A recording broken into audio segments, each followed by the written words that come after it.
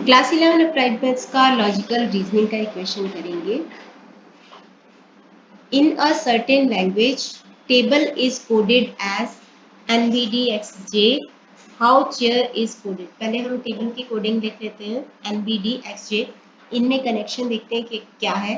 आपको लेटर्स की पोजीशनिंग पता होनी चाहिए इसके लिए, यानी कि आपको पता होना चाहिए कि कौन सा लेटर कौन से नंबर पे आता है। जैसे A1 पे आता है, H8 पे आता है, Z26 पे आता है, इस तरीके से। तो टेबल T जो है 20 लेटर पे आता है, 20 नंबर पे आता है T। उसके बाद N जो है 14 पे आता है। इसको मैं एक बार लिख रही हूँ। A फर्स्ट पे आता है, B सेकंड पे आता है, B 2 पे आता है, सेकंड लेटर है, और D 4 पे आता है। तो 1 इंटू टू 2 होता है, 2 इंटू टू 4 होता है। अब यहाँ पे 20 इंटू टू 40 होता है, लेकिन n है 14 पे।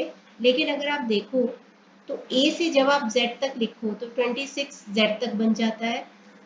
उसके बाद अगर आप फिर से ABC लिखो तो n आता है, 14th लेटर होता है, n 14th लेटर है, यहाँ से हम देख सकते हैं।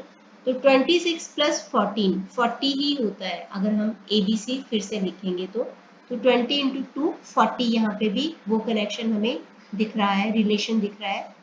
L 12th लेटर है और X जो है 24th लेटर है, तो 12 into two 24। E 5th letter है और J जो है 10th लेटर है। तो सबके अंदर 2 से मल्टीप्लाई करो तो वो उसकी पोजीशनिंग जहाँ पे भी होगी वही उसकी कोडिंग हो जाएगी। तो हम चेयर को भी ऐसे करेंगे। C थर्ड लेटर है, पहले सबकी पोजीशनिंग लिख लेते हैं। H8 है, A1 है, I9 है और R18 है। जब आप प्रैक्टिस करोगे आपको बिना देखे ही पोजीशनिंग पता चल जाएगी।